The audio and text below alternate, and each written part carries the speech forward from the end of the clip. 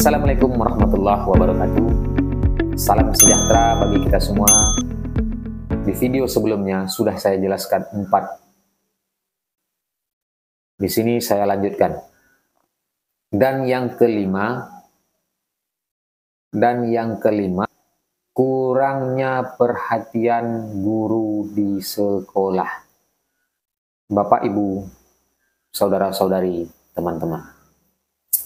Kenapa saya katakan peran guru di sekolah salah satu penyebab rusaknya akhlak dan kepribadian anak?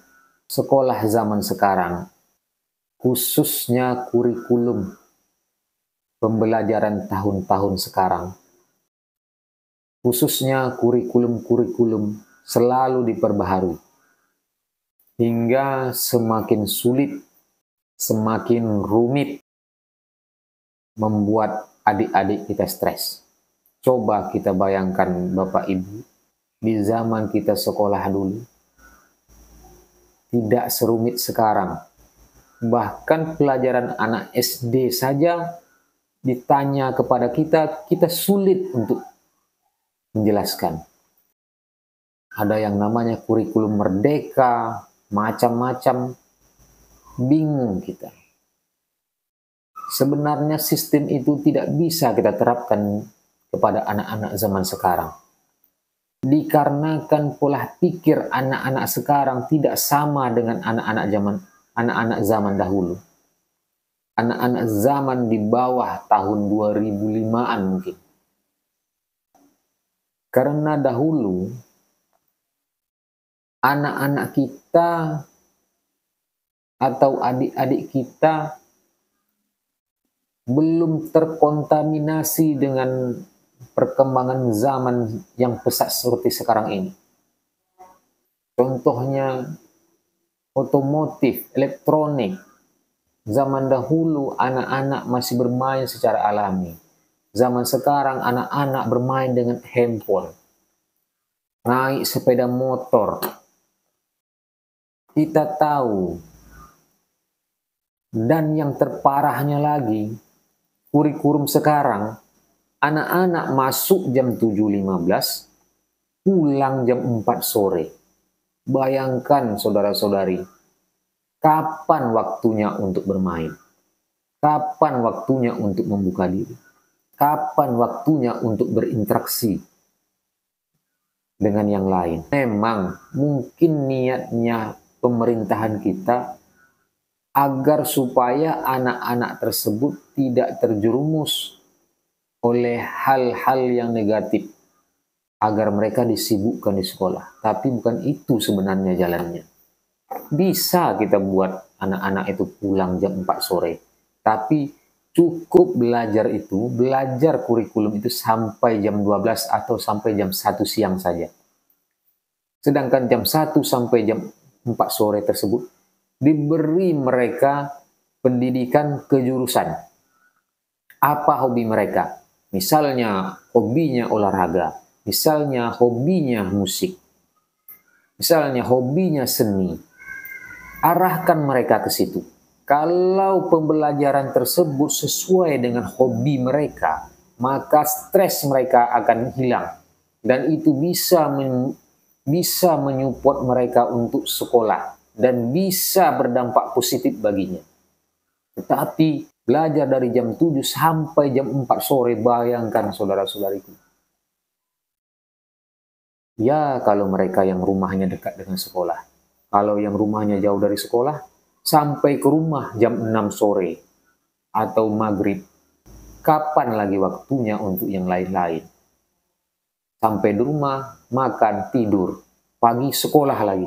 Begitulah pola putaran kita. Akibat stres tersebut, akibat tekanan dan stres dari pembelajaran tersebut, anak-anak kita yang sekolah itu susah untuk diajari. Kebanyakan mereka berontak di sekolah. Tidak mampu pikirannya. Yang dituntut harus bisa segala mata pelajaran. Dan untuk guru juga demikian. Mereka hanya dituntut untuk mengajari kurikulum diperintahkan oleh dinas terkait. Mereka diminta untuk mengajarkan kurikulum pada murid-muridnya. Nah, murid-muridnya tidak mampu, seorang guru juga tidak bisa marah kepada anak didiknya. Mungkin dikarenakan peraturan dan perundang-undangan yang berlaku sekarang. Undang-undang perlindungan anak, HAM, dan lain-lain. Guru cenderung membiarkan perilaku anak-anak didik mereka. Padahal para guru tahu bahwa perilaku murid-murid tersebut sudah menyimpang, nakal, dan tak berakhlak. Apa yang bisa mereka lakukan? Ditindak secara lisan, tidak diperduli. Ditindak secara fisik, takut dengan undang-undang perlindungan anak dan HAM. Dan pada akhirnya, pembiaran yang terjadi. Yang baik, baiklah. Yang pintar, pintarlah sendiri. Yang tidak bisa diajari, biarkan saja.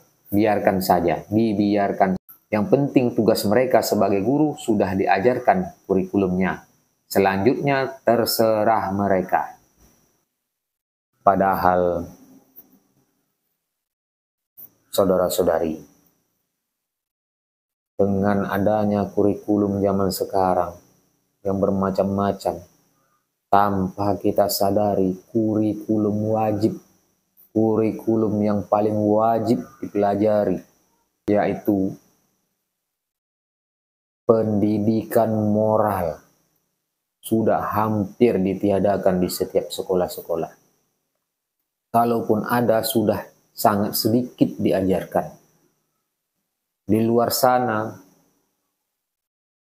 mereka untuk tahap dasar saja mereka mengajarkan moral. Padahal bukan pelajaran-pelajaran yang lain yang paling penting. Tetapi pelajaran yang paling penting itu adalah moral, pendidikan moral kita.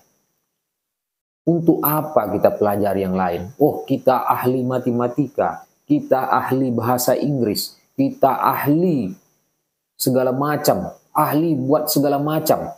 Tetapi kalau tidak ada moral kita, bagaimana? Itulah salah satu penyebab. Sudah sangat kurang sekali mengajarkan pendidikan moral tersebut. Bagaimana generasi kita mau baik? Tetapi maaf. Kita hanya bisa komentar di dalam hati saja. Nanti kalau kita banyak berkomentar, malah kita yang jadi masalah. Kita yang dipermasalahkan. Tetapi saya berharap banyak kepada guru. Nah, di balik itu semua, di balik penjelasan saya sebelum-sebelumnya, penyebab utama rusaknya akhlak, yang pertama handphone, yang kedua pergaulan, yang ketiga lingkungan, yang keempat peran orang tua, yang kelima peran guru di sekolah. Sekarang kita lanjutkan. Kesimpulan semua yang saya jelaskan tadi, apa sih tindakan dan sikap yang kita ambil untuk pencegahan itu semua? Agar Anda tidak gagal paham dengan apa yang saya bicarakan sebelumnya, ikuti video saya selanjutnya